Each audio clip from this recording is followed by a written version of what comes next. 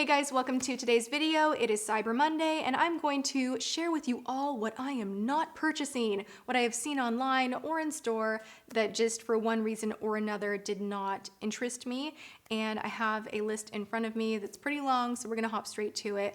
But I've never done an anti-haul before. I have watched them, I have been fascinated by them, and I'm always curious, you know, what people try and love, but also just their thought process. So I thought it would be kind of cool to sit down and film this for you guys. I really hope that you like it.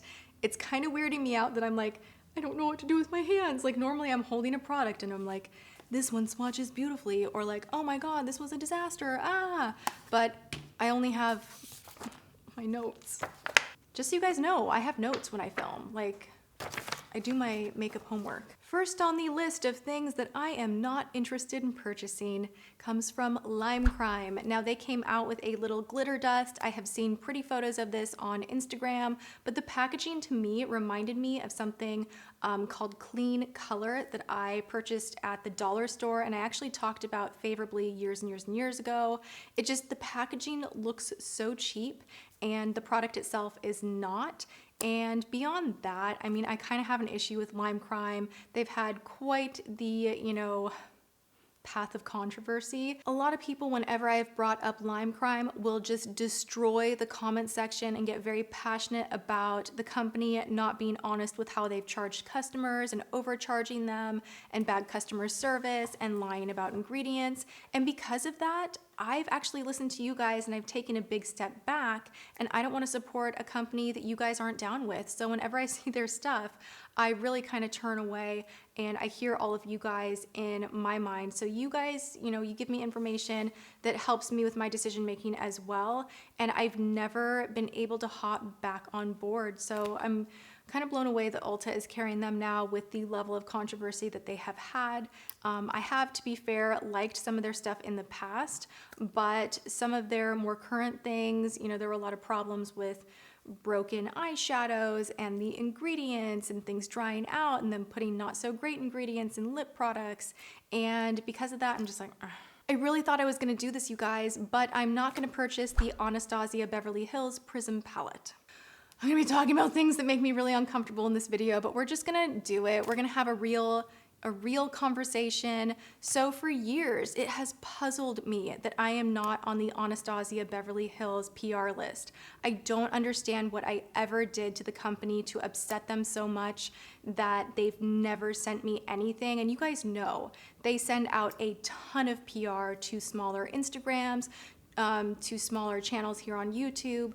I have actually been such a supporter of Anastasia. Like, I started getting my brows done there when I was 18, when I worked in Beverly Hills at a production company. Like, I would go there all of the time. Like, I was such a big advocate of like, oh my gosh, this is the greatest brand. I can't wait till they expand into bigger things. And, you know, a few of the products for me have been hit or miss. I think that's fair with any brand. You know, I always keep it real here. That's not why I'm not buying the palette. That's just a little bit of info to you guys that for the longest time, I have wondered, what did I ever possibly do to not make it on that PR list? And I've actually met their PR team. I do have to say, a lot of brands see my channel as someone that is very much okay with purchasing product on my own, because I am. It's just a bonus when I get a whole collection and I can review, but then there's that risk of me saying what I actually feel. So I don't know if that's it. I don't know if they just don't like me. I've never been able to figure it out. It's very strange. And back to why I'm not purchasing the Prism palette. There's no big reason that I'm not purchasing the Prism palette. Yes, Subculture for me was a disaster. It was very powdery, fluffy, and did not blend. However, the Modern Renaissance, which I did a full tutorial using that palette, I loved that palette. The formula, the blend, everything, the color setup, I loved. Then the Prism palette, looking at it, I just did not really jive with the colors. I didn't really like the setup, and having the last experience be the Subculture palette, and with everything else launching, because there are so many eyeshadow palettes launching right now, it kind of just got lost in the shuffle.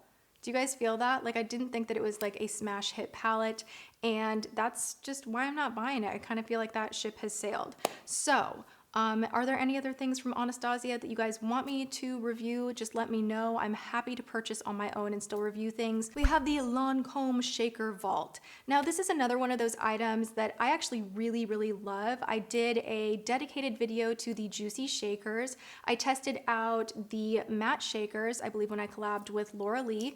And this vault, the reason that I am not going to purchase it or recommend it is because the price of it is $220. Granted, you get a bunch of them, but what I wanted to say to you guys is when you're looking at these big, huge blockbuster holiday kits with so many items and it's a such and such value, just think about the product for a moment, because the Juicy Shakers really all look very similar. They only leave behind a tiny little bit of a stain, and I don't think it's a product that someone would want the whole collection of. So to me, I was kind of scrolling through on Ulta and it was just an immediate pass. It didn't really grab me, and I wanted to share that with you guys. So from there, I want to talk about NARS's new eyeshadow palette. It's $59. It's really interesting because ever since I got my Jaclyn Hill Morphe palette, I think the color setup on that one is so good. Like Jaclyn did such a good job with all these transition shades, darker shades, all your brow bone highlights, and then those bright shades. So that palette is like an all-in-one. And then when I see all of these more warm tone or just neutral, you know, and it's like $59, I think in my head, is this really worth it? And would I really want to recommend it? I think at this point, the more higher end palettes that I get very excited about are themed out and very unique, like Natasha Denona, you know, the Sunset palette, the Lila palette. I loved both of those, and they are crazy expensive, more than 59 bucks. But I guess what I'm saying is when I'm seeing these middle of the road palettes that are, you know, between 40 and 60 bucks, and it's all the same, like neutral, matte brown, peach, it just does not excite me, you know? Something that I thought about reviewing, I was like, oh yeah, we could do a WTF on this. It would like bring it home. It would bring it back to the beginning of all of this crazy trying out expensive makeup madness. And that is the new metallic formula from Louboutin. I already know I hate the way that the lip glosses smell. They smell like rose baby doll. Like it's this plasticky rose scent, and it lingers so much, I kid you not, that you get a headache. Like it doesn't matter if it even looks great, it just gives you such a bad headache. And the price on the Louboutin makeup is just so out of this world. What do you think? Are you gonna spend $80, $85 on a lip product, nail polish? I just, for me, at this point with Louboutin, I know what it is. Even if they shift the colors and a little bit of the texture, it's just a pass. I know you guys are all waiting for it. You're wanting to know if I'm going to purchase any Too Faced to review on my channel because they have come out with, you know, some pretty cool looking stuff, but you guys know I've been very vocal. I have said that I am not supporting the brand here on my channel anymore. I do not like talking about drama on my channel. That's not what I'm about at all. But I think at this point, enough of you have asked, like, what happened with Too Faced? Why do you not want to support them? Is it because of Jeffree? Is it because of Nikki Tutorials? It's neither. It actually boiled down to not even me not liking their makeup. Like, I actually like their brand. I think a lot of what they have is cute. But when I went to the Peach Party launch, this was about a year ago, I had a really poor experience one-on-one with Jared Blandino. It was very embarrassing, very humiliating. He treated me with disrespect. I just could not get that out of my head, that someone who runs Too Faced, this mega brand, would invite me to his party and I would show up and support and then be treated like that. It was just really gross. It left bad feelings in my stomach. I cried on the way home. Like, I was so just like, ugh. At that point, I was like, I can't deal with this. I don't support that. I have given the brand so much love. Like, I had loved on Too Faced so much on my channel. I'd done so many dedicated videos. And you know what? At some point, you have to just cut ties and be like, okay, there's lots of makeup out there for me to review. This did upset me. It made me feel bad. And because of that, I am choosing to not give my energy and my support to this company and to this person who made me feel horrible at an event that he invited me to. So that is it. That's the tea. And we're just gonna move on. I don't know why I have this on the list right here. Maybelline Face Studio Blender. You guys, I was scrolling through Ulta and I'm like laying in bed, just like, this is me at night. I'm just like, makeup. So she's scrolling. And I stopped and I was like, what is that? And I like click like to get the bigger image. Maybelline has come out with a blending sponge that is like the Beauty Blender. Like, everybody tries to outdo the Beauty Blender. They're like, okay, Beauty Blender came out with this cool egg shape. Let's do something different. And the one that I saw online looks like a butt plug. Like it's like Maybelline came out with a butt plug sponge. I'm sorry, that's what it looks like. And I just could not purchase that and try it and not think that. So hard pass. MAC Holiday. You guys, did we hear anything about MAC Holiday? Is anybody getting that excited about it?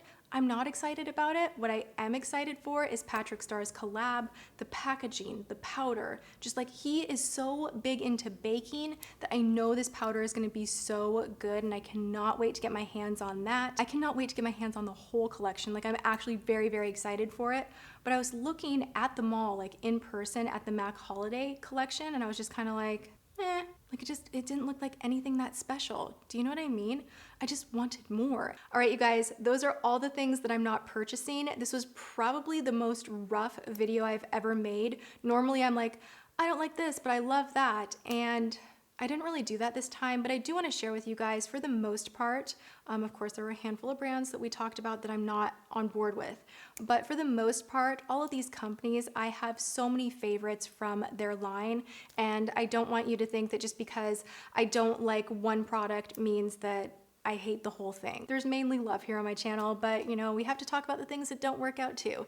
So I hope you guys enjoyed this. If you want more anti-hauls, hit the thumbs up button. I don't know why I can't say anti-haul. Anti-haul, anti-haul, whatever. You guys get it. Hit the thumbs up button if you do want more. I hope you are having a good one. Tomorrow's video is hilarious. You guys come back. James is on my channel. We try out face masks, but it turned into this like big Q&A and he spilled a lot of dish on me. I hope you guys are having a good one and yeah, I hope to see you tomorrow. All right, I love you guys. Thanks for watching. Mwah.